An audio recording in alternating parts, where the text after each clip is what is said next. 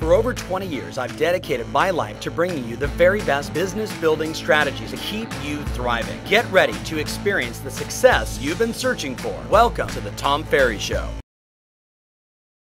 Hey everybody, welcome to the Tom Ferry Show, episode 23. Thank you so much for all the kind words, the shout outs, the shares, and everything else. By the way, happy summer. Hello. Eddie's getting shreddy. It's summertime. I had to just get that in the video. Big shout out to Eddie. Eddie, shreddy. All right, so here's the deal. You ready? You're watching this video, and the one thing you and I probably struggle with the most is time. So we're going to talk about the 8 signs of what happens in a business when it's officially time to grow your team. And then we're going to talk about the 6 hottest team members that our coaching clients are hiring today to not only save themselves time, but also increase their sales performance and their service. So let's talk about it. You ready? The first thing, 8 signs. Like, what are the triggers? What are the sort of lagging indicators of, wow, it may be time for me to start looking at building my business beyond just a solo entrepreneur, a solopreneur, into building a team under my brokerage, inside my brand, to expand my business and get me more time. Well, the first one is, if your income is plateaued, it is absolutely time for you to grow your team. It's absolutely time for you to begin to leverage the assets of your business to make more money. So if your income is stuck, everybody talks about the glass ceiling, right? You can only make so much money. I've only got so much time. If you've hit that glass ceiling, it's time to grow a team. Number 2, notice my little fantastic art here. If you've consistently missed your listing and sales goals, then guess what? It's time for you to start looking at a team. So these are all my little arrows missing the target. If you're not hitting your sales goals, if you keep saying, I'm going to do X and you do less than X, look, you can't get any more time. You've got to leverage your assets. You've got to leverage yourself to be able to produce more. That's the game. Number 3, this is a big one. If you just simply lack the free time, or worse, you feel like you're always running way too fast. Do you know that experience? Like, I got to go to this appointment, then I got to go here, then I got to pick up my kids, and then I got this going and that going on. And how it really shows up is you're not present for anyone. If you're not present for people, if you can't stop and pause and look them in the eyes and get connected, you're running way too fast. And it's time for you to start looking at a team. Number 4, you like my art there? If you've got cracks in your system, in your process, and a great way to look at this is, if your email's not going out, if your mailers aren't going out, if you're not following up with your sellers on a regular basis and staying in communication, if the operation is breaking down, if customer service is dropping, if you're not talking to your past clients in Sphere on a regular basis, if you're doing that, it's time for you to start looking at a team. And then, of course, number 5, this is the big one, ready? What we see is when people get too busy, they drop marketing and lead generation. And what happens is they put all their eggs in one basket. They become, one-dimensional, if you will, in their business. And when you become one-dimensional, you actually are stymieing, you're stopping growth. And that's not good. And I know why, because I actually hear people say things like, I can't handle anymore. I can't handle any more business. To which my response is, if you can't handle more business, if you have more people that trust you, like you, respect you, and want to do business with you, whether it's a referral or an internet lead or someone you met in an open house, and you simply don't have the time to follow up, hello, it's time to build a team. Number 6, if you're averaging more than 9+ hours a day, and what I really mean by that is, if you're laying there in bed at night, checking email and having to follow up, and I don't mean like socializing, Facebook, yada, yada. I mean, you're doing searches for clients at 9:30 or 10 o'clock. I mean, this is an adult show. There's better things to be doing in bed with your spouse than you checking your email. You with me? It may be time for you to look at hiring a team. And then, of course, number 7, I'm seeing this a lot. I actually just posted this on a few of our private client pages, just asking, how are you feeling right now? Are you fired up? Are you inspired? Are you tired? Are you uninspired? And I didn't have many uninspired. I had a lot of people that just said, I'm just tired, man. I've just been running so hard. And I just ask them all the time, can you carve out a few more dollars to buy some freedom? You see, everything I do professionally in my life is I ask myself this question, is it going to get me to my goal faster? Or is it going to save me time? Like get me more time with my family, more time with my kids. I smile just thinking about it, right? More time with my wife, more like date nights and fun where you're not talking business and looking at your phone. You know, if you're feeling overworked, if you're feeling burned out, it's either you don't get the time off that you want because you got to do it all, control freak Alina. You know what I'm talking about? You're just such a control freak. You got to do it all. That's a classic sign. If it's time to go from a solo entrepreneur to building a team. And then the last one, number 8, is you're just missing quality of life. I mean, that's you separated from your family. I mean, look, at the end of the day, all the money in the world, all the sales in the world, all the transactions, all the people that you help, what matters most is your family, right? Your health and vitality, the things that ultimately, like the dash of your life, the day you're born, the day you pass away, that dash is not just you and a bunch of real estate transactions. That dash is the memories of your life, the experiences, the richness. And if you're missing this, I'm telling you, listen, Tim Smith, one of my great clients, I get to see him this afternoon, right? So Timmy, early on, he said, I'm running so fast, I'm so busy, what do I do next? And we actually ended up hiring for him a showing agent, someone that does all of his showings, you know, high-end, no lockbox, right? Got to have somebody there to open the doors. And though that felt expensive in the very beginning, you know what it bought him?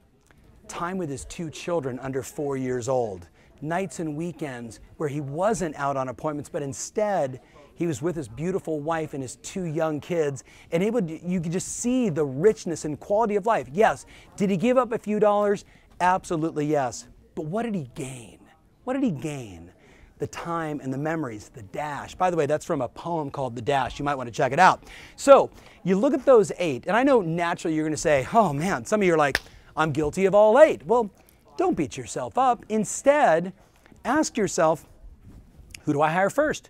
Who do I go after first? And then what are the actions I should take? And that's what we're going to cover right now. So we asked all of our best clients, who are the people you're hiring? Who are the hottest team members right now? And you know, as you're watching this, if you're a broker owner, you're a regional executive, you're a manager, you're a top producing agent, you're a brand new agent, teams are the hottest thing going right now. And you're going to see a lot more from us on how do we help you develop teams, job descriptions, and everything else. But I'm going to tell you, when we survey our clients, here's the hot stuff. 48% have a buyer or sales agent on their team. So they're either listing and handling buyers or they're working buyers because you're out taking listings. 39% have a transaction coordinator. So all they're doing is working on the escrow side, if you will, versus 36% also have a listing coordinator. So yes, they've got both. You with me? Someone that is just managing the listing side, the customer service side, maybe the showings, definitely the follow-up, you know, the inputting, all that good stuff versus the transaction coordinator managing the closing. 27%, and by the way, big arrow up because this number has been growing tremendously over the last 2 years. 27% of our clients have gone out and hired a marketing coordinator, whether it's 1 day a week, or like some of them, big shout out to the Garrisons and so many others that have somebody full-time making sure that the marketing plan that they write for the year with their marketing coordinator gets executed on time. So frequency, everything is being tracked, measured, and done right. And though it's a small percentage, the impact this one is having is tremendous.